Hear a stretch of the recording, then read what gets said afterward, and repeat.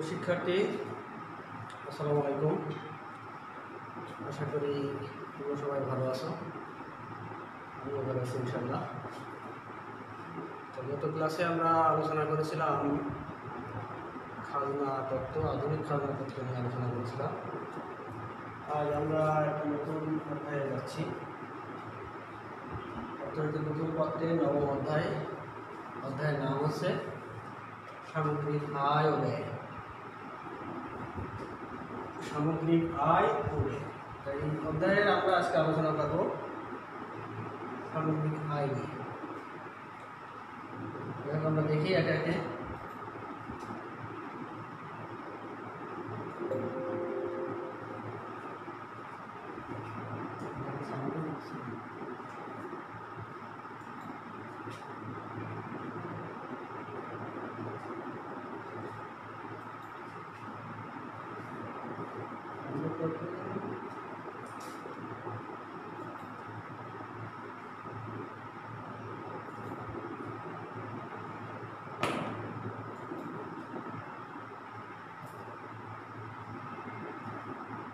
আমার পরিচিতি তোমরা দেখতে পাচ্ছ।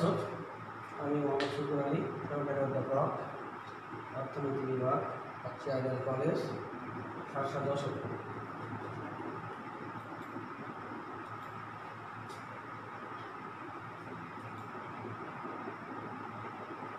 আমরা আজকে আলোচনা করবো মূলত অর্থনৈতিক নতুন পত্রের নবম অধ্যায় সামগ্রিক আয় ব্যয় চ্যাপ্টারে।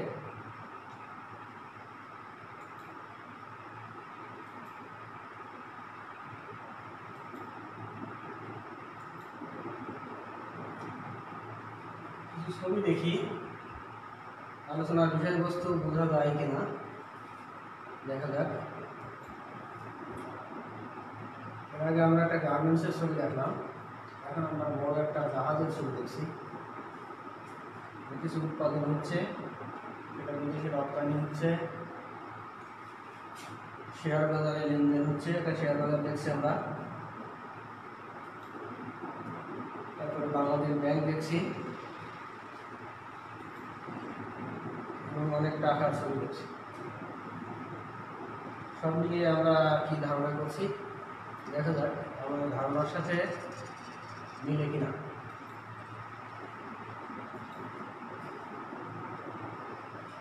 তাহলে আজকে আমরা কি শিখবো? সামগ্রিক আয়। সামগ্রিক আয়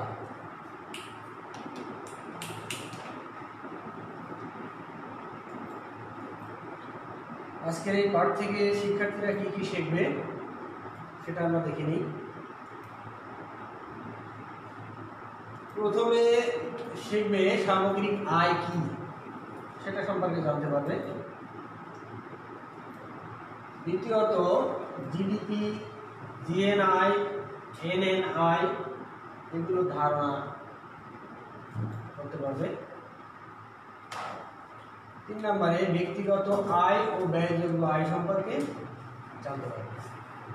ব্যক্তিগত আয় ও ব্যয়যোগ্য আয়। তাহলে আমরা একে একে এবার আলোচনা শুরু করি। প্রথমে হচ্ছে সামগ্রিক আয়। সামগ্রিক আয়টা কি? আমাদের আলোচনার প্রথম বিষয়বস্তু আছে সামগ্রিক আয়। সামগ্রিক আয় হচ্ছে কোনো নির্দিষ্ট সময়ে, সাধারণত 1 বছরে একটি দেশে যে পরিমাণ চূড়ান্ত দ্রব্য সামগ্রী ও সেবা কর্ম উৎপাদিত হয় তাদের অর্থমূল্যের সমষ্টিকে সামগ্রিক আয় বলে। তাহলে আমরা কি পেলাম? কোনো নির্দিষ্ট সময়ে, সাধারণত 1 বছরে দেশে যে পরিমাণ চূড়ান্ত দ্রব্য সামগ্রী ও সেবা কর্ম উৎপাদিত হয় তাদের অর্থমূল্যের সমষ্টিকে সামগ্রিক আয় বলে। সাধারণভাবে নিজেদের মতো করে বললে বলা যায়, একটা নির্দিষ্ট সময়ে, সাধারণত 1 বছরে একটা দেশে যে সমস্ত সম্পদ রয়েছে, প্রাকৃতিক সম্পদ হোক, মানবিক সম্পদ হোক, এগুলো সব ব্যবহার করে মোট যে পরিমাণ চূড়ান্ত দ্রব্য সামগ্রী ও ও সেবাকর্ম উৎপাদিত হয় সেগুলো বিক্রি করে বা হস্তান্তর করে যে পরিমাণ অর্থ পাওয়া যায় সেই অর্থের সমষ্টিকে সামগ্রিক আয় বলা হয়।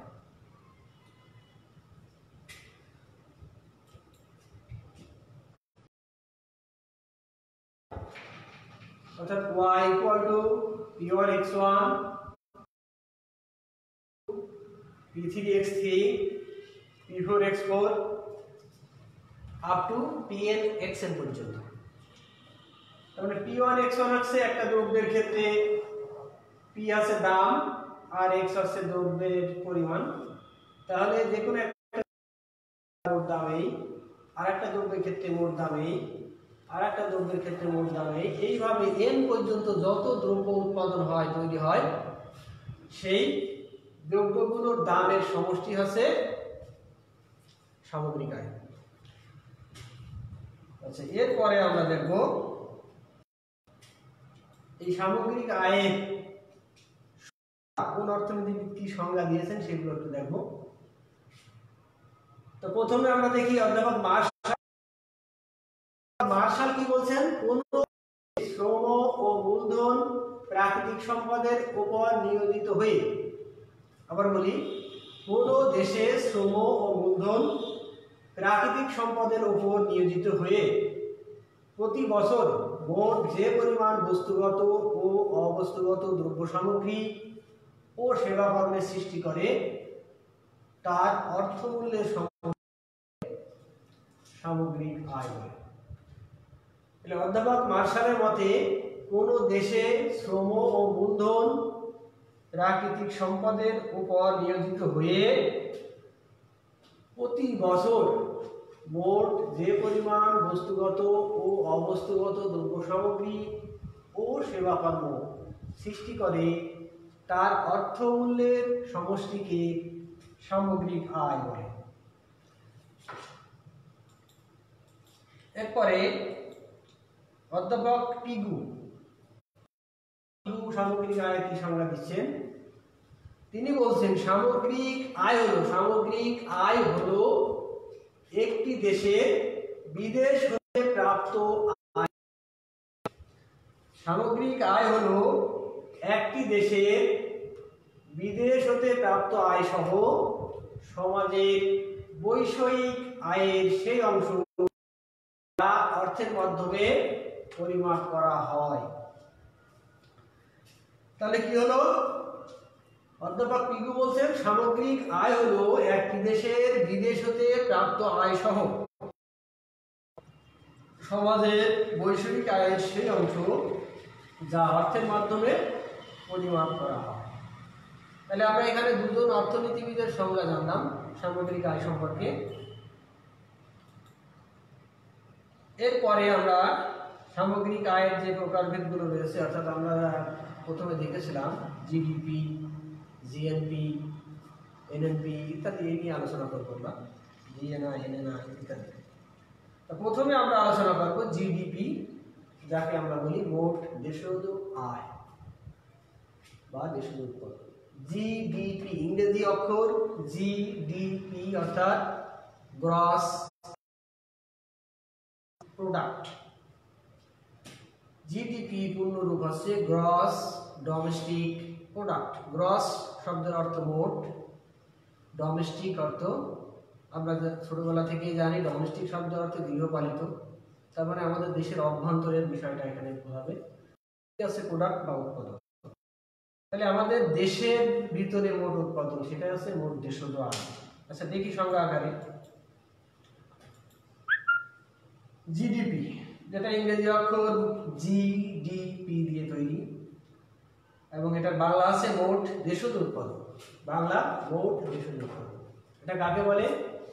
একটি নির্দিষ্ট সময়ে সাধারণত এক বছরে একটি দেশের অভ্যন্তরে বা ভৌগোলিক সীমারেখার মধ্যে উৎপাদিত দ্রব্য ও সেবা কর্মের আর্থিক মূল্যের সমষ্টিকে মোট দেশজ উৎপাদন বলে। তাহলে কি পেলাম? একটা নির্দিষ্ট সময়ে সাধারণত এক বছরে একটি দেশের অভ্যন্তরে বা ভৌগোলিক সীমারেখার মধ্যে সামগ্রী ও সেবা কর্মের আর্থিক মূল্যকে মোট দেশজ উৎপাদন বলে।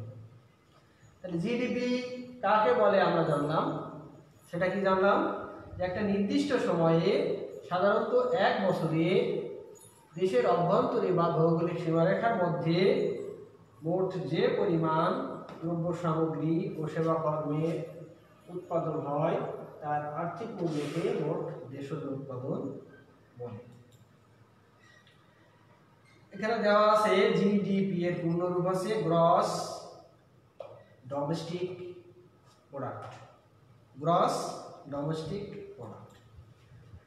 সমীকরণের সাহায্যে আমরা দেখি, সমীকরণের সাহায্যে জিডিপি কি লেখা যায়, GDP equal to C plus I plus জি।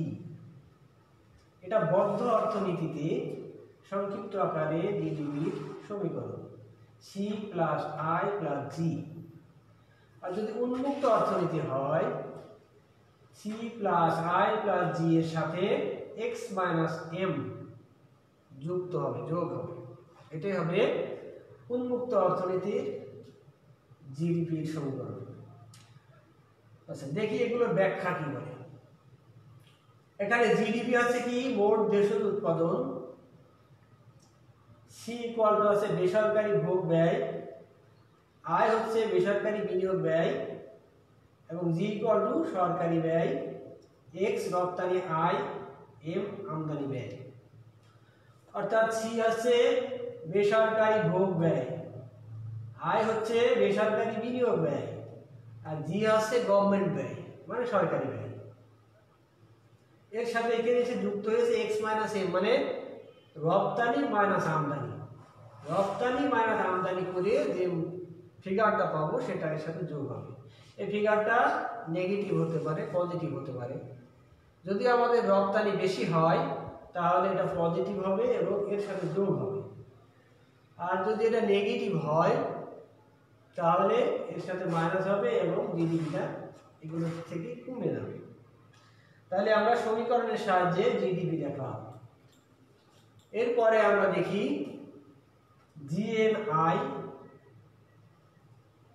বা মোট জাতীয় আয় বা সামগ্রিক আয়, যেটা আমরা প্রথমে আমরা আজকে বিষয়বস্তু যেটা পড়ছি সামগ্রিক আয়, সেই সামগ্রিক আয়টাকে জিএনআই বলা হয়, যাকে বাংলায় মোট জাতীয় আয় বলা হয়। মোট জাতীয় আয় এবং সামগ্রিক আয় একই বিষয়। দেখি এই সম্পর্কে কি আলোচনা করা যায়।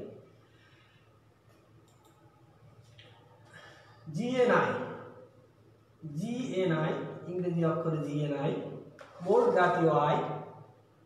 জিএনআই আছে gross national income, gross national income নিচে দেওয়া আছে গ্রস ন্যাশনাল ইনকাম।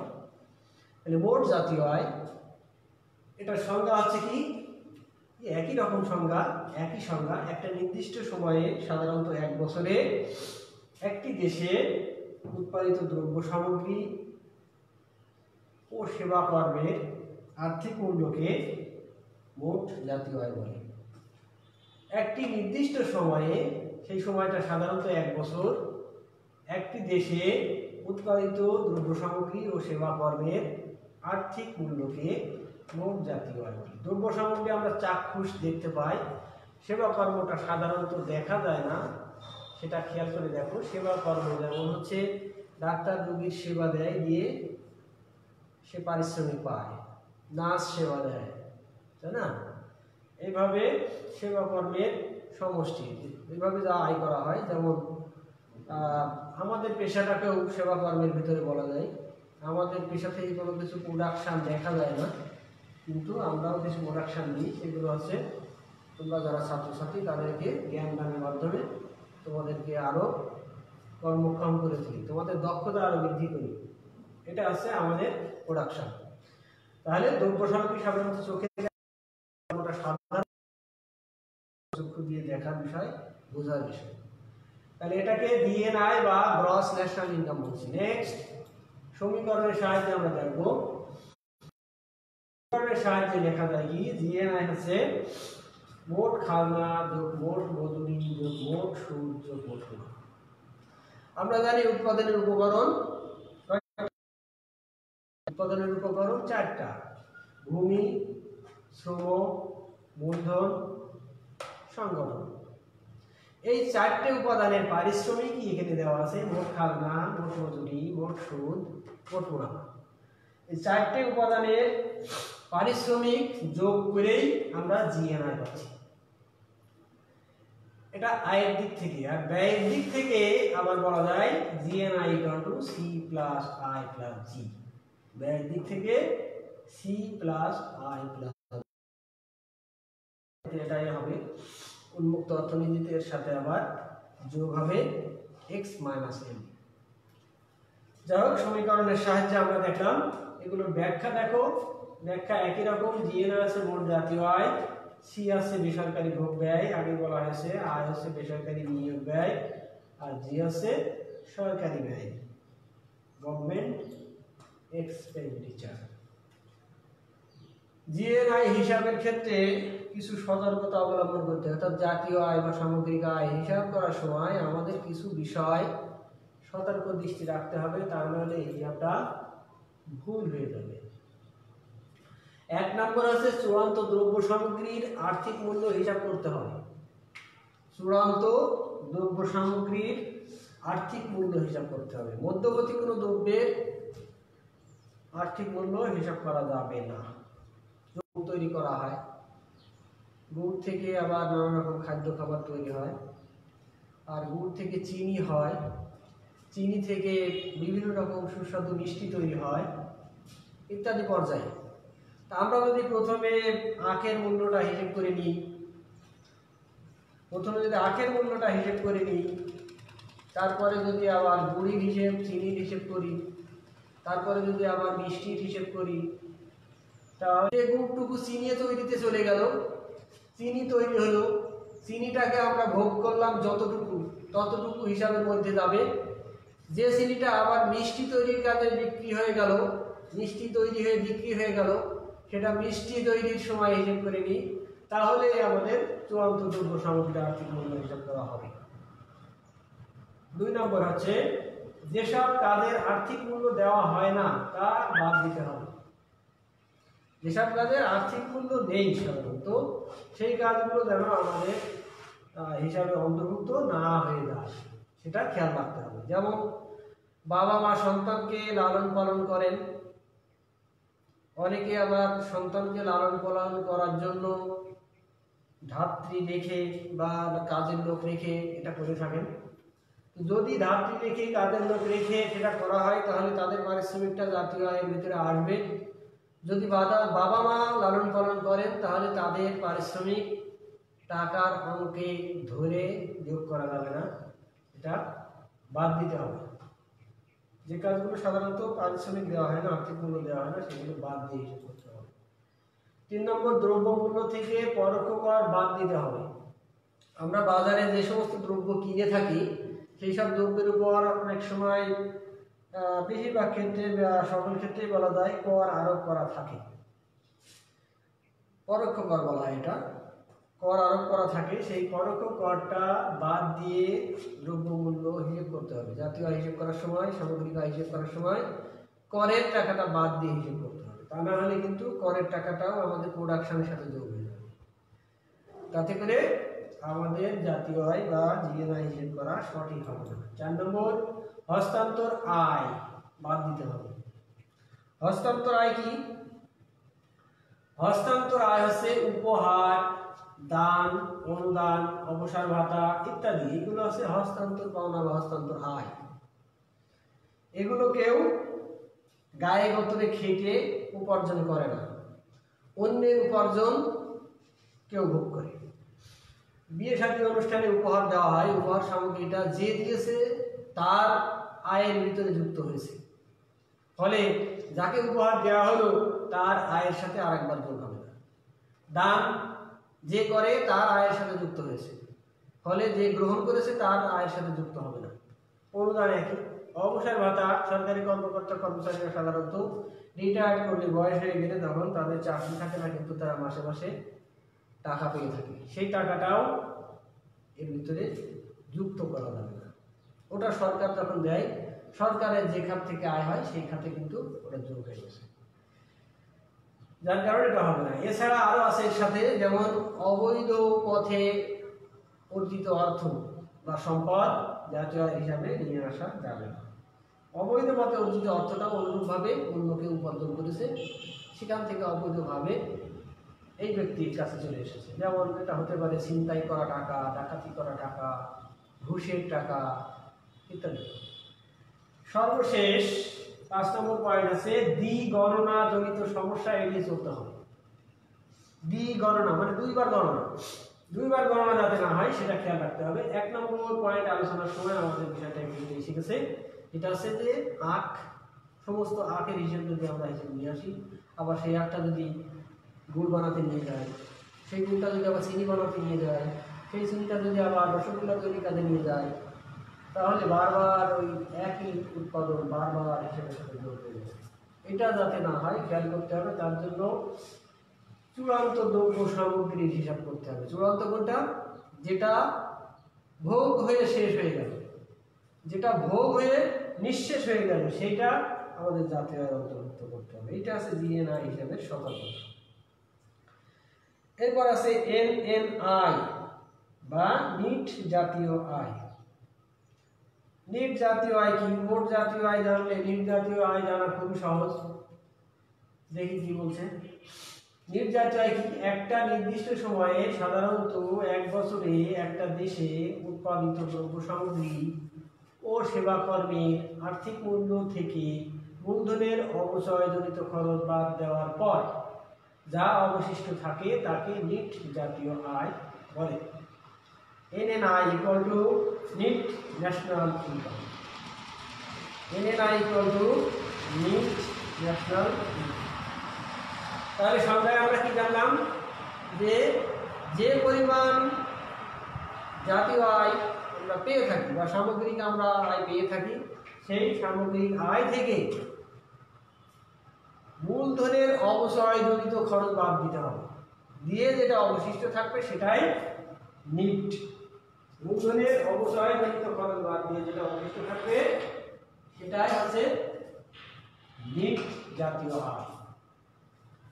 মূলধনের অবচয়জনিত খরচটা কি? মূলধন যা ব্যবহার করা হয় সেইটাই হচ্ছে মূলধনের অবচয়জনিত খরচ।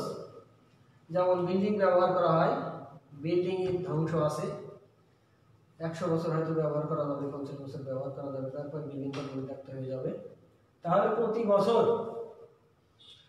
বছর তার যেটা ক্ষতি হয় সেটা হিসাব করতে হবে। মেশিনপত্র তার ক্ষয়ক্ষতি আছে, এইভাবে মূলধনজনিত দ্রব্য যা আছে তার যে ক্ষয়ক্ষতি সেটা বাদ দিয়ে যা অবশিষ্ট থাকবে সেটাই আছে নিট জাতীয় আয়। এরপর সমীকরণের সাহায্যে নিট জাতীয় আয়টা আমরা দেখবো। সমীকরণে বলা আছে NNI equal to GNI minus CCA বা DC। CCA NNI equal to C plus I plus G minus CCA plus DC। তাহলে GNI থেকে CCA বা DC বাদ দিলাম। DC আছে ডিপ্রিসিয়েশন কস্ট, ক্ষয়ক্ষতিজনিত খরচ, আর এটা মূলধনের ক্ষয়ক্ষতিজনিত খরচ, কস্ট অফ ক্যাপিটাল। তাহলে GNI থেকে এটা বাদ দিলে পাওয়া যাবে। এটা আয় পদ্ধতিতে, এটা ব্যয় পদ্ধতিতে। ব্যয় পদ্ধতিতেও C plus I plus G থেকে ওটা বাদ। আর এখানে যে সংকেতগুলো ব্যবহার করা হয়েছে সেগুলোর ব্যাখ্যা এখানে দেওয়া আছে, এর আগেও অনেকবার এই ব্যাখ্যাগুলো আলোচনা করা হয়েছে। তাহলে সমীকরণের সাহায্যে আমরা দেখলাম NNI equal to GNI minus CCA লিখতে পারি অথবা DC লিখতে পারি। এটাকে ব্যয়ের দৃষ্টিকোণ থেকে C plus I plus G minus DC লিখতে পারি, CCA লিখতে পারি। এরপর ব্যক্তিগত আয়, দুটো বিষয় রয়েছে, ব্যক্তিগত আয় এবং ব্যয়যোগ্য আয়, দুটো বিষয় নিয়ে আলোচনা করব। ব্যক্তিগত আয়টা কি? পার্সোনালি কোন আর্থিক বছরে দেশের সকল ব্যক্তির অর্জিত আয়ের সমষ্টিকে ব্যক্তিগত আয় বলে। খুব সহজ কথা, সিম্পল কথা। কোনো আর্থিক বছরে দেশের সকল ব্যক্তির অর্জিত আয়ের সমষ্টিকে ব্যক্তিগত আয় বলে। অর্থাৎ সমীকরণ আকারে বলা যায় ব্যক্তিগত আয় সমান সমান সামগ্রিক আয় বিয়োগ অবন্টিত মুনাফা বিয়োগ সামাজিক বীমা যোগ হস্তান্তর ব্যয় যোগ সরকারের নিট সুদ। ব্যক্তিগত আয় আছে সামগ্রিক আয় থেকে অবন্টিত মুনাফা, মানে একটা মিল কলকারখানার মালিকানা থেকে যে আয় আসে ওখানে কিছু আয়ের অংশ অবন্টিত আকারে রাখা হয়, সেটা ব্যক্তিগত আয়ের খাতে জমা হয়ে যায়, যার কারণে সামগ্রিক আয় থেকে বাদ দিতে হবে, সামগ্রিক আয়ের খাতে জমা হয়ে যায়। আর ওই মিল কলকারখানা থেকে সামাজিক বীমা করা হয়, কোনো কর্মচারী কর্মকর্তা এরা যদি অসুস্থ হয়ে পড়ে বা কোনো রকম দুর্ঘটনার শিকার হয় তাদেরকে এই আর্থিক সহযোগিতা দেওয়া হয়, সেটা সামাজিক বীমা। এর সাথে যোগ হবে হস্তান্তর ব্যয়, তার সাথে সরকারের নিট সুদ, এই কয়েকটা যোগ করেই ব্যক্তিগত আয়, দুটো মাইনাস আর দুটো প্লাস। এরপর আছে ব্যয়যোগ্য আয়। ব্যয়যোগ্য আয় কি? Disposable income, DI, disposable income, ব্যয়যোগ্য আয়। আয়ের যে অংশ মানুষ একটা নির্দিষ্ট সময়ে ব্যয় করতে পারে তাকে ব্যয়যোগ্য আয় বলে। মানুষের আয়ের পুরোটাই সে ব্যয় করতে পারে না, কিছু অংশ তাকে আগেভাগেই বাধ্যতামূলকভাবে ব্যয় করতে হয়, সে তার খেয়াল খুশি মতো সবটাই ব্যয় করতে পারে না। সেই আয়টাকে সে যে আয় করে সেই আয়টাকে ব্যক্তিগত আয় বলা হয়।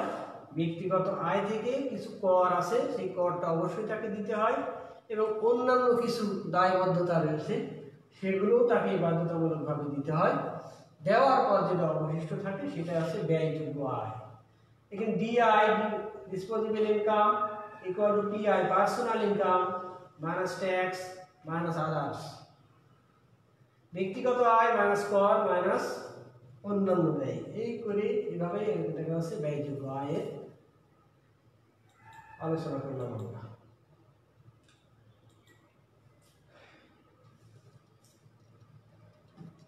তাহলে আমাদের আজকের আলোচনা শেষ। তোমরা এই বিষয়গুলো একটু বাসায় প্র্যাকটিস করবা, মুখস্থ করবা। সামগ্রিক আয় কাকে বলে, জিএনআই কাকে বলে, জিডিপি কাকে বলে, এনএনপি কাকে বলে, এনএনআই কাকে বলে, ব্যক্তিগত আয় কাকে বলে, ব্যয়যোগ্য আয় কাকে বলে, এই বিষয়গুলো তোমরা বাড়িতে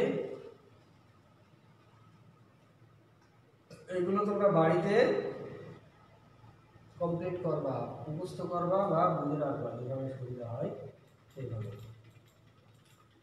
আচ্ছা, দলগত কাজ নাই, বাড়ির কাজও নাই। তাহলে আজকে আমরা এই পর্যন্তই আলোচনা করছি। আশা করি তোমরা বুঝতে পেরেছো। আর আগামী ক্লাসে আমরা এই সামগ্রিক আয়ের পরে সামগ্রিক ব্যয় নিয়ে আলোচনা করব।